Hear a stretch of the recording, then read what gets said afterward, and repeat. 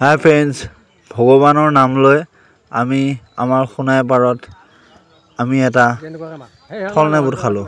থলনেবুট মানে হ'ল গৰখীয়াবিলাক গৰু ৰাখে যে পামত, তেওঁলোকৰ দ্বাৰা এটা মানে খানা এটা থলনেবুট খোৱা যায় পায়সৰ। তো আমি গোটেইবিলাক গ'লোঁ, লগৰ বন্ধু বনাই মেলি আমি খালোঁ।